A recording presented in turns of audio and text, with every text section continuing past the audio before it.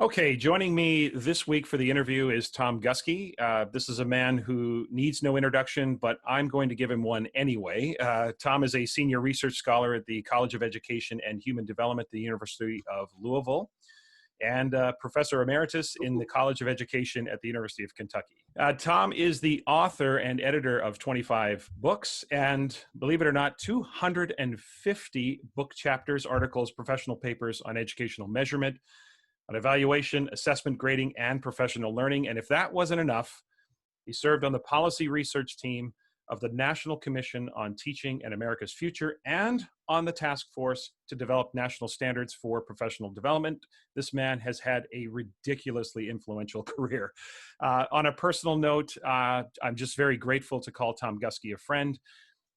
As I thought about who I would want in the interview for episode 1 of the Tom Schimmer podcast, I could think of no better person to have than Tom Guskey. So Tom, welcome to the podcast. Thanks, Tom. It's really my pleasure and honor to be here with you. Yeah, I'm looking forward to the conversation today because obviously there's a lot to get to, and I want to spend some time, obviously, today talking about assessment and grading during the pandemic and hybrid learning and all of that. But I want to table that for a moment because I want to talk a little bit about your career and where it all began. You began as a middle school teacher. You were a school administrator in the Chicago public schools. So I want to take you back and take us back to when you began your career. Why education? Who or what inspired you to become an educator? Well, unlike most of our colleagues, I sort of stumbled into education. I graduated from college with a degree in electrical engineering and physics. But by that time, I decided that not only did I not like that very much, I wasn't very good at it. I was working as I was actually working for the Pennsylvania Department of Environmental Resources, and I knew that sounds fancy, but I was really a glorified lifeguard. I was training lifeguards for the state park system in Pennsylvania, and then I was a ski instructor in the winter. I thought that might be a career that could probably last me until about 30 or 35. And I was at a party one night talking to a friend of mine who was looking for a teaching job. And he told me about this private independent school that needed a math teacher who could also coach. And this was the third week of August. So I went and applied for the job and they hired me. I hadn't really had a background in education at all, but I began teaching grade 7 and 8 and I just fell in love with it. It was amazing. I worked so hard. I began taking courses in education. It was compulsory part of my hiring that I do gain my certification. So I began taking the course that I needed to do that, and then actually did student teaching in my own classroom to gain my certification. But I know a lot of people struggle with middle school kids. They are totally confused, but they're a great age to work with. And it was just a turnaround in my life. I found something that I truly loved, and it was magic. So from that, I just decided this is what I wanted to do and wanted to become as good at it as I could. Yeah, I think it's similar stories to a lot of folks who get into teaching and then fall in love with the profession. Obviously, some people choose the profession because they love it from the get-go, but many choose the profession and then they start to realize how rewarding and how wonderful it can be. So let's flash forward now to how do you end up as a graduate student with Benjamin Bloom? You were there with the Benjamin Bloom. So how does that happen? And what was it like being a graduate student with Benjamin Bloom? Well, after several years of teaching, I decided that I wanted to go back to graduate school to learn how to become a better teacher. So I saved up enough money to sort of support myself for that. And I left teaching. I began in Boston and was going to finish my master's program in education psychology. And while there, some of the faculty that I met at Boston College convinced me that I should really be interested in pursuing a higher degree in education and should look into the program at the University of Chicago. So I applied and was accepted. Of course, I wasn't convinced that Chicago was the place I wanted to be, so I also applied at Harvard and at Stanford University, got accepted at those. Being in Boston, I was fairly familiar with the Harvard program and wasn't sure it was the direction I wanted to pursue. But I did fly to Stanford and visited their campus, and then went from Palo Alto and San Francisco back to Chicago to visit there. I had an interview with Benjamin Bloom while I was on the University of Chicago campus. He knew that I had just come from Stanford. And at one point, he said to me, he said, Mr. Guskey, what you really need to consider are the people who are doing really important work in the field. He said, they're at Stanford University. It's a wonderful campus, a great program. They have 80 some people in their school of education. But of those, you maybe have 15, 16 that are doing really important work. He said, here at Chicago, we only have 35, and we have 35 of those kinds of people. And so I turned to him and I said, well, Professor Bloom, would you really consider this to be the best school in the country in this area? And he shook his head and turned to me and said, the world. and, Wow. and he convinced me. Yeah, I mean, he was so passionate about what they had to offer there. But to be honest with you, Tom, there were many a cold Chicago morning when I said, "You dummy, you could be in Palo Alto right now." Yeah, that's right. Yeah, you could be in Northern California enjoying the California sunshine versus Right. University of Chicago. The University of Chicago has quite the illustrious list of besides. We'll get back to Benjamin Bloom in a moment, but can you, for listeners, can you help them sort of understand the legacy of the University of Chicago in terms of the Department of Education?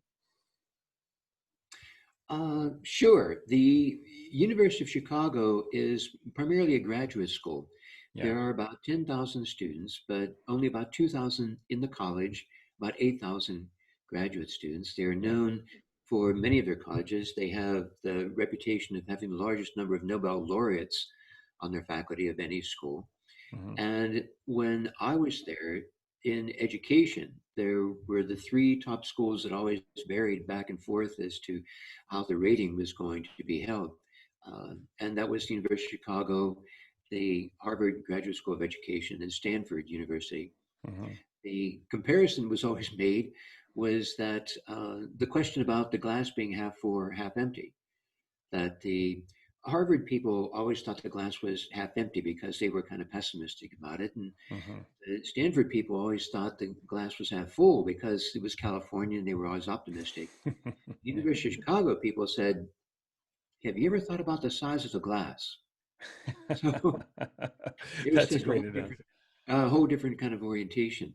But no, Yeah. it was the education building there was Judd Hall. Judd was the person who really changed the whole dynamic of the study of education. He was convinced that education was a discipline in and of itself, and so pressed for it to be a unique discipline. Hmm. It was the home of Ralph Tyler. John Dewey began his career there and then began the laboratory school at the University of Chicago. And even when I went, it was a candy store of picking these amazing people. Many of the people that I had been studying when I was in school in Boston were there on the faculty. So it was quite remarkable. Yeah, wow. It is quite the lineup and quite the legacy, that's for sure. I mean, for many of you out there listening, you may not know, Tom actually edited a book about Benjamin Bloom and called Portraits of an Educator, where it's now, I believe, in its second edition. Tom, is that correct? Yeah. Yes, yeah, we're thinking about doing a third now. Oh, wow. Yeah. So it really is a compilation of stories from people just in Benjamin Bloom's both personal life and professional life around just the legacy of the man and the educator. And it's a wonderful read for any of you that are interested in sort of reading more about Benjamin Bloom. One of the things that might strike people, one of the things you mentioned in the book is how quick-witted and humorous Benjamin Bloom was, which may surprise people because I think a lot of people now just think of the taxonomy or mastery learning, but don't, almost don't think of the fact that here's a man who had, was humorous, quick-witted, funny. Anything to share about some of that and give us some context about his nature and kind of the way that he conducted himself and how you came to understand that side of him? Sure. I guess that when I began studying there and learning more about him and the people with whom he worked, I began to discover this amazing collection of stories about him. And I knew some of them, but I didn't know them all. And so after he passed away in 1999, I decided it would be a good idea to maybe put those together. With connections at the university, I was able to get a list of all the doctoral committees in which he had served during his time at the University of Chicago. He began serving on doctoral committees actually in 1948 and did so through 1991. I mean, I was one of his very last sort of doctoral students.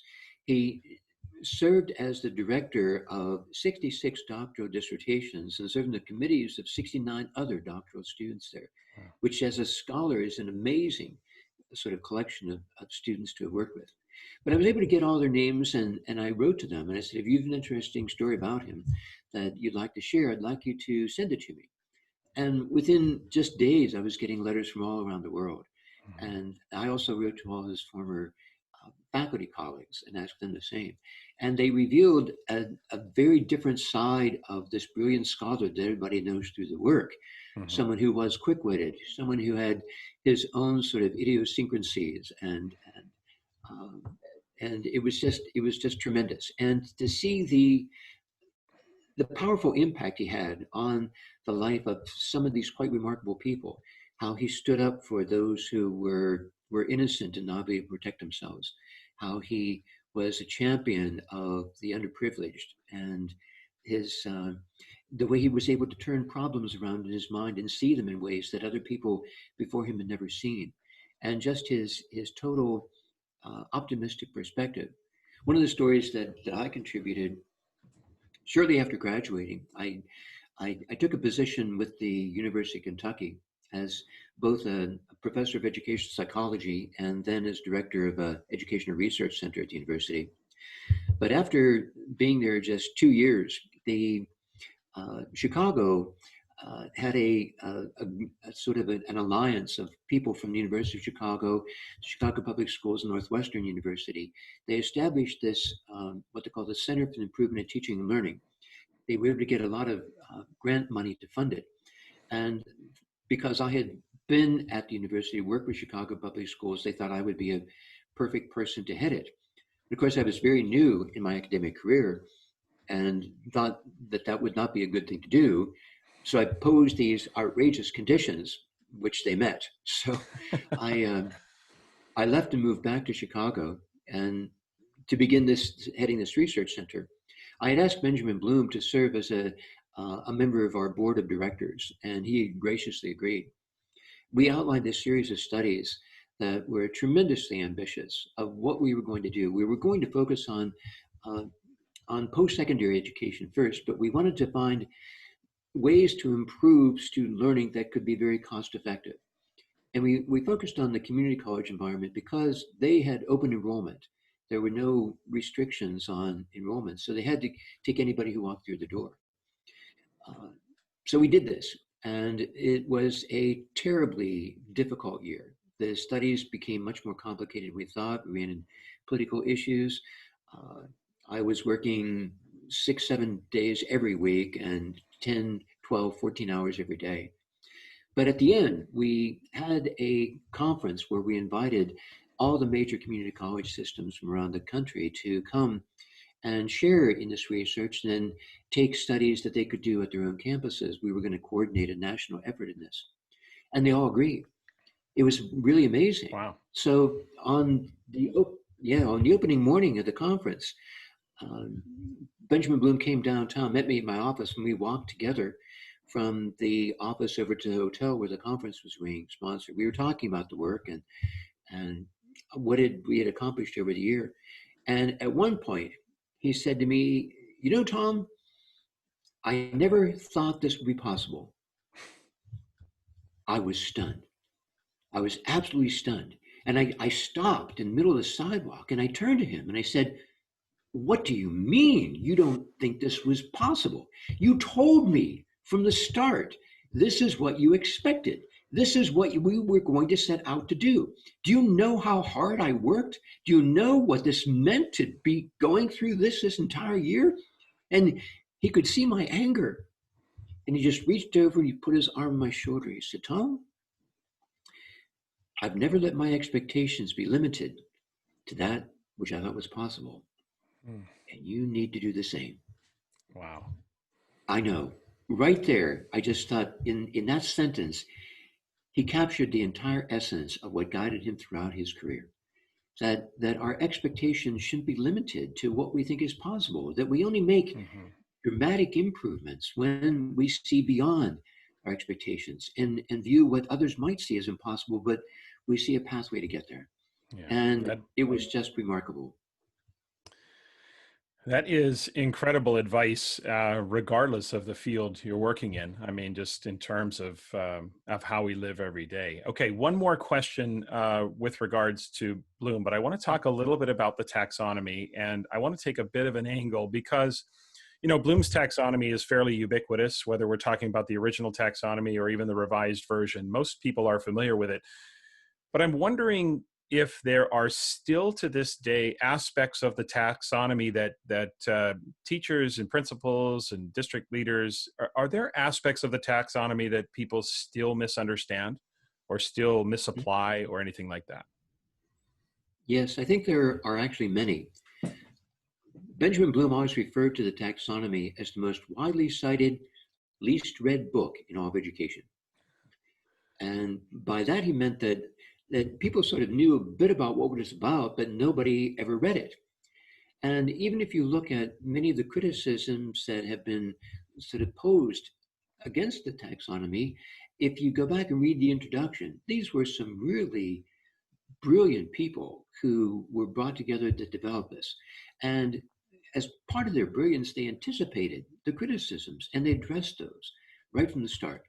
Hmm. And so to go back and read this book that was actually published first in 1956, but it has a longer history than that. They what the way the taxonomy was developed was that in the late 1940s, as the soldiers were returning, men and women both from World War II, we passed the GI Bill here in the United States, and as part of that, they began going to college and universities. College and universities were growing dramatically at that time. And there was a concern about the introductory level courses at college universities because there would be maybe 10, 12, 15 sections taught of a single course, and how could they guarantee comparable rigor in those courses? Many universities established what they called the Office of the University Examiner.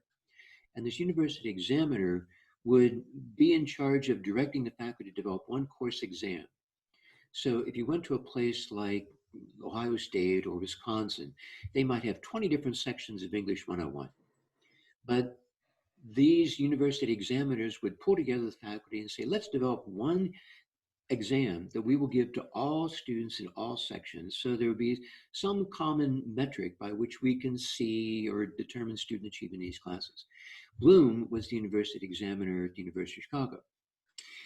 And he found that one of the things that was difficult was that these examinations they were developing with faculty members differed so drastically in their format and their rigor. And so you would go to a subject like biology, and the exam would be composed of 600 questions. And then they'd go to the philosophy department, and they would have two. So they found that they needed to have some way of putting this together. So Bloom in 1948 just wrote to all these university examiners and said, let's get together and talk about our problems. They began meeting at the American Psychological Association. And through their work, they developed this taxonomy of looking at the cognitive complexity of different learning goals. They published the first version of it in 1954, I guess. Hmm. But nobody thought it was very important. They couldn't find a publisher for it. It wasn't until 1956 they found this little tiny publisher in New York City called McKay that decided to publish it, and they printed 5,000 copies. Between 1956 and 1966, it did not sell those 5,000 copies. Between 1966 and 1976, it sold over 1 million copies. Wow. Yeah, Wow. it's one of the very few million sellers we have in education because it became the foundation for curriculum development throughout the world. Wow. Uh, and so I can remember when my first book was published and it wasn't doing so well, and I was kind of frustrated. I talked to Bloom, and he said to Mhm. me, Tom, remember the taxonomy. It's ahead of its time. It won't sell right now, but maybe some years from now it will. Right.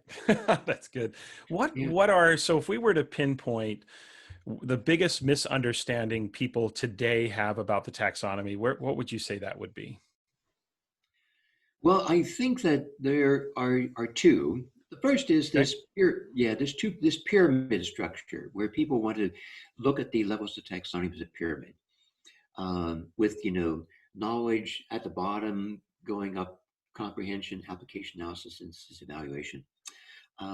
Bloom never saw it in that way or believed that Mm. that was a misrepresentation of what it should be about.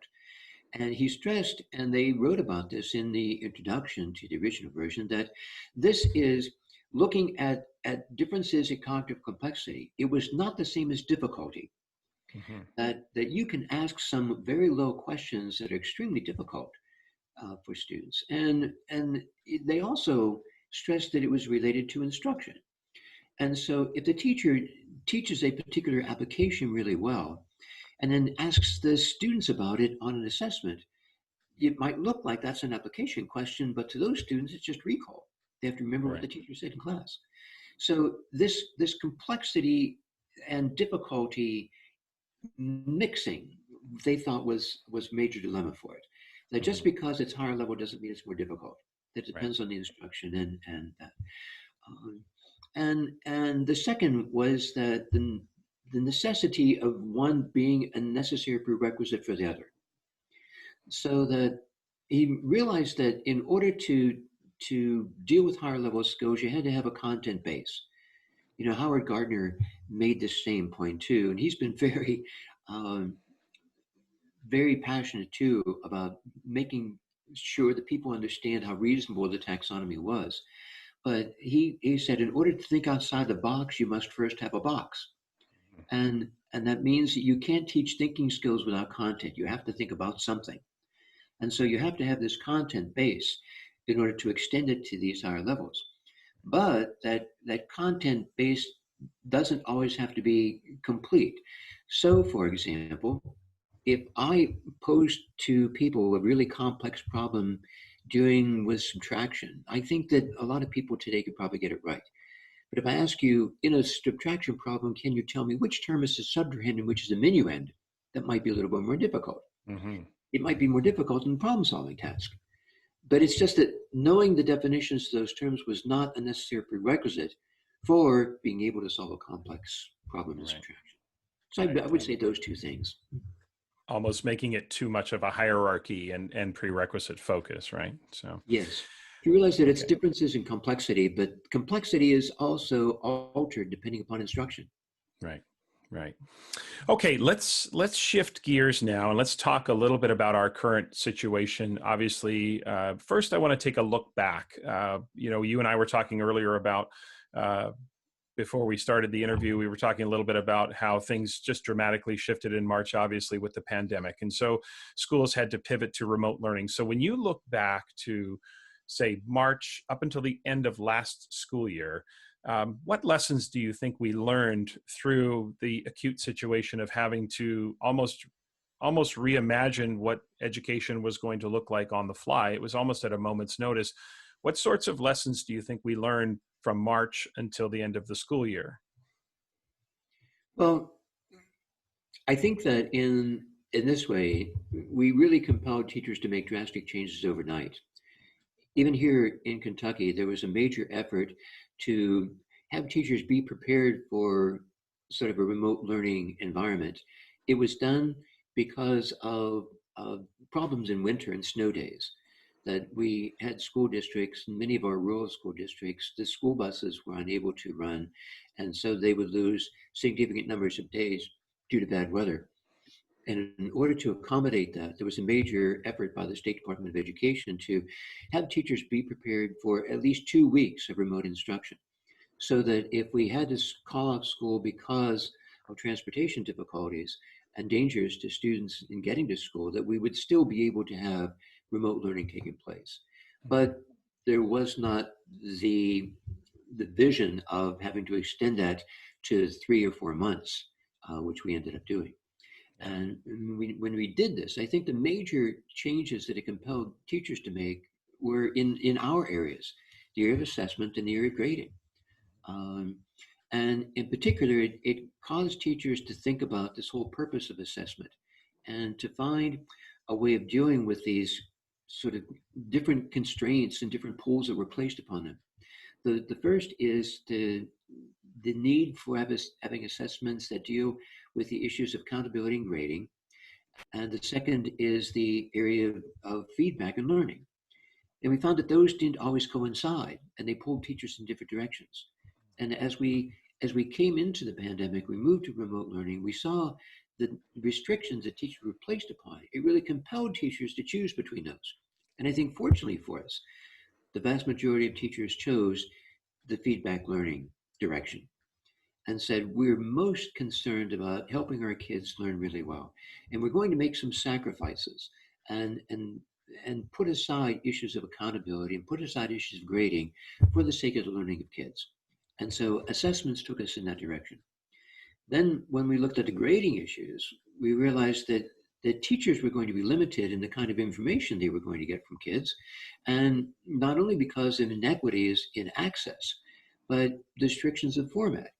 So one of the first things that was done was to limit the number of grading distinctions that teachers had to make.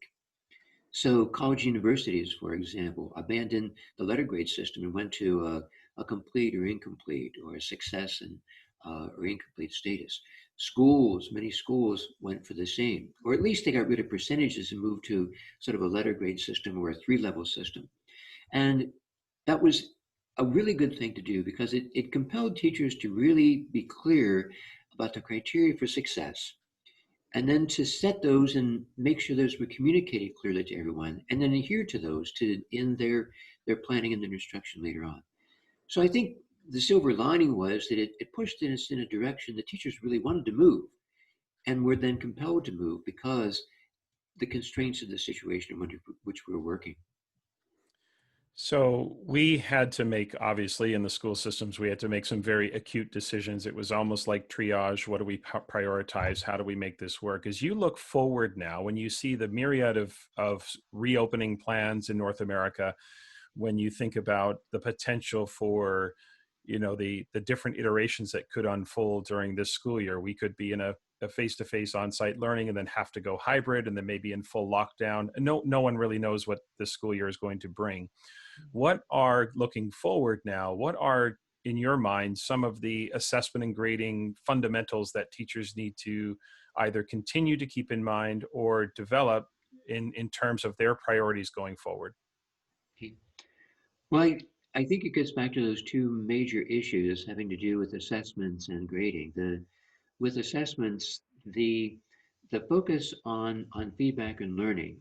I think teachers have seen that if we're going to deal with inequities, inequities in terms of access to high-speed internet, inequities in terms of the resources and materials available to students in their homes, inequities in terms of adult support, that Hmm. we have many children in homes where their parents are really supportive of education, but they have jobs or professions that take them outside the home. They're healthcare workers or social service providers in ways that they cannot be there to support their kids. And even for teachers to understand that they are trying to provide for their own children in many cases while providing for their classes. I think that the pandemic has helped everybody understand the important work that teachers do and how valuable and how critically important that is and how difficult that is. As parents took over from teachers, they started to see this is really hard. And Yeah. I'm doing with my own kids who I really love.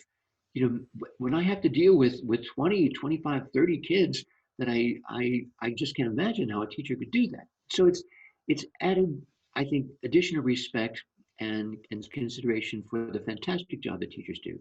But for their part, it's help teachers understand that if we're going to make these decisions, let's come down on the side of kids. And let's look at all these restrictions that are placed upon us with regard to accountability, performance on a single overall assessment. What can we do to really focus on the learning um, and and the feedback aspects of assessments to help them become learning tools? to really facilitate learning. And then we'll gather information from kids in ways that are reasonable to determine that reporting aspect and the grading aspect we have to. And then in terms of the grading, to do that more thoughtfully, that maybe distinguishing 101 levels of performance is not a reasonable thing to do. That it's hard enough for teachers to do 5. When universities decided the university faculties couldn't do 5, they could only do 2. I think that sent a really powerful message that maybe we need to be thinking about how much consistency we can have in grading. And can 2 teachers look at the same body of evidence and come up with the same decision about a grade? And if there are 101 categories, that's almost impossible. If you get it down to 3 or 4 or 5, then it's more reasonable, and it communicates well the kind of things we want to do for kids and for their parents and families. Yeah, so you, from your perspective, we can grade and report virtual learning as long as in the setup we are uh, able to make those finer distinctions around those 3 to 5 levels versus the 101, and we have clear criteria set up that allows teachers to be consistent with how they examine student evidence. Yes, that's very true, Tom. And then I think the other part of it is to recognize the hardships that are created when we try to combine everything into a single grade. Mm-hmm. A lot of the consideration of teachers when we've gone to these remote learning or learning from home environments, virtual kind of environments, have been concerned with engagement and what do we do to keep kids engaged and their participation in these things overall, and to really to step back from that and say that's really important. I know that equity issues are really paramount when it comes to those kind of factors, but we need to consider those separate from what the kids learned. And so if we think it's important to report both, let's do it, but let's do it separately.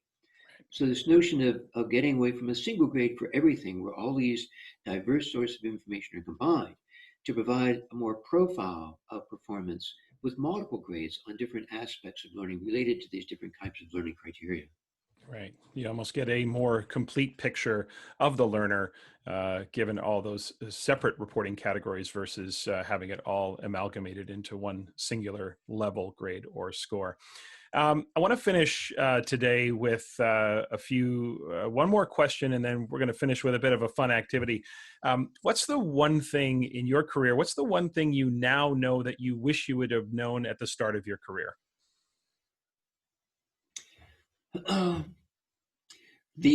I guess the thing I wish I would have known, and maybe it came from my background in uh, sort of engineering, was that how how important it is to learn from your mistakes. I I mean, both of us, because of the work we do, and we make presentations, and we are trying to communicate important ideas to people that we care about and hope to do well. Sometimes we do that well, and sometimes we don't. Yeah. Uh, but there's something to be learned in not doing it well. And so you go back and say, well, I'm not going to do that again. I'm going to find a better way of doing it. Every time we make a presentation or we have an opportunity to interact with a group of folks, we step back and there's a reflective part that says, this came across well. I think I helped people in this way, but this took away from the message and this didn't go so well. And I think at the beginning, I was more interested in trying to be perfect with everything. And now I realize that sometimes you screw up and that's okay. Uh, but that's a way to really learn. It's not bad to screw up. To screw up in the same way over and over again is bad. So just Yeah. recognize it when you do it, reflect on it, and find ways to make it better. Yeah, I think it's interesting that you say that, because I find myself also with that same idea that as I get older, I'm just more comfortable with the mistakes and learning from them and not thinking they're such a big deal as I would have been, in my younger days. Okay, so let's finish with a bit of a fun exercise here, just so people can get to know you a little bit more on a personal level. We're gonna do a little game I'm going to call This or That. So I'm going to present to you some choices, and you have to pick one or the other, or you can go off script and pick a third option if neither fits your personality or what you're all about. So these are just fun, lighthearted. We're going to begin with a few choices, and then you can expand on your choice at all. So the first choice I want to give you is Facebook or Twitter. Which one for you? Oh, wow. I guess both. I use them differently. I mean, Twitter is professional stuff. I share with professional stuff on Twitter. Facebook is more personal, where I get things from friends and uh, my photographs for my kids and things like that overall. So, yeah, I just use them. I use both, but use them for different Use purposes. them for different purposes. Yeah, I think a lot of people sort of look at that way. Okay, sweet or savory? Ooh, that's really hard. I would, I know this is going to sound odd, but yeah, I like kind of, I have to say I put them together. I mean, I like chocolate chip cookies. So you got nuts and you got chocolate in them both. So they're my favorite dessert. I would, yeah, I'd have to say I have to have them together. Tom, that's two questions, and you've walked the fence on both of them. So I'm going I to start to know. press you a little bit. You got to make a choice here. Okay. Okay, here we go. Are you a morning person or an evening person? Mornings or evenings? Don't you I can't say tend to be, both. yeah, I tend to be a morning person. Yeah. Uh, I like to get up early. I get in the shower right away, get cleaned up. I always have a great breakfast in the morning. It's my time when I do most of my writing, and that's so it's the time when it gets later in the day. Then I can exercise or I can read others' work, but I can't. I'm not as productive. I'm a morning Right. person. Okay, awesome. Okay, fourth question: spring or fall? Which season? Oh, fall is probably my favorite season. And I've always grown up in places where we had a lot of winter or fall foliage. So it's a time of color, the briskness of the air, the chill. My father was a really passionate outdoorsman. And so fall was always the time when we would be out in the fields and going about like that. So I like fall a lot. I'm getting ready for it here. It's looking forward to it a lot. Yeah, I'm with you on that. Okay, last one. Are you comedies or action movies? I am a sucker for romantic comedies. Romantic comedies. Okay. Yeah, I I have passed that stage in my life where I want movies to prompt me to new and deeper ways of thinking. I want to feel better when I leave the theater than when I walked in. And so, yeah, in fact, I would say the movies that I have seen multiple times, and they can be, I mean, I wouldn't consider Casablanca a romantic comedy, but it is terribly romantic.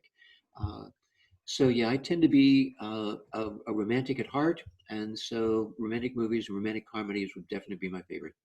Do you have a favorite all-time rom-com? Oh wow, there are lots. In fact, um, I I've been watching recently. Recently, they've had um, they've been broadcasting with the Black Lives Matter uh, movement, and that a lot of these movies that have been really terrific in this way. And so, one of my favorite movies is a movie called Remember the Titans Hmm. that talked about the racial integration of the school system in Alexandria and the football team there. Um, 42, the Jackie Robinson story. Hmm. Express, the, about the first African American Heisman Trophy winner. Uh, and those movies, I think they're so inspirational, and they recognize injustice, um, people that have worked so hard and suffered so greatly to to confront those situations, bring them out. Those kind of things inspire me, and so those would be among my favorites. Yeah. Wonderful. Yeah, all great movies for sure. Okay, Mhm. I've got one final question for you, and this is a question I'm going to ask everyone that comes on the podcast, and that is this. And it has more to do with success in general than necessarily success for educators, but success for people. So if a random person stopped you on the street and asked you, "What is your definition of success?" How would you answer them? Mhm. Actually, this is an easier question for me than any other, uh, and it's only because Um, when I was in school in Boston, I developed a fascination with the work of Ralph Emerson and Henry Thoreau. I lived in a little town called Acton, which is the next town up from Concord, and so I drove by the Emerson's home and Walden Pond all the time, and read everything I could find about their works and that. There's a wonderful quote by Ralph Waldo Emerson that actually I have memorized and I recite before I make any presentation. And it is this. He said, to laugh often and much, to win the respect of intelligent people and the affection of children, to earn the appreciation of honest critics and endure the betrayal of false friends, to appreciate beauty, to look for the best in others, to leave the world a bit better, whether by a healthy child, a garden patch, or a redeemed social condition, to know that one life has breathed easier because you have lived. That is to have succeeded. Wow. I recite that to myself before I make every presentation, and it sort of inspires me to what I want to do in a presentation. And so it's not mine, but it's always been really important to me. And so that's how I would define success. Awesome. Well, Tom, I think that is a great place for us to finish up today. I really do appreciate your time. Certainly appreciate all of your insight. The stories it was just fascinating to hear you talk about the early days and all of that. For those of you listening right now, you can find Tom on Twitter. It's at T Guskey. His website with all of the information about how to access publications, how to book Tom for presentations. That's tguskey.com. And so, Tom, thanks again for your time today, and I hope we can do this again soon. Tom, I look forward to it. Thank you so much. It's been my honor. All right. Have a great day. Thanks, Tom.